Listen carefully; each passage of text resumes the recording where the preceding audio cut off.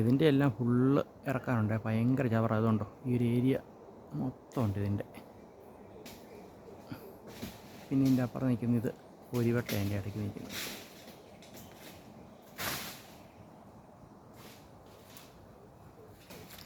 GIMP കയറി വന്നോളം കേട്ടോ. ഇപ്പോൾ കുഴപ്പമൊന്നുമില്ല. ഇതുണ്ടോ ഇവിടെയൊക്കെ കാര്യം ചിമ്പടിക്കാനുള്ള സെറ്റപ്പ് ഉണ്ട്. ഇതുണ്ട് ഇതെല്ലാം പൊട്ടി വരുന്ന ഇത്.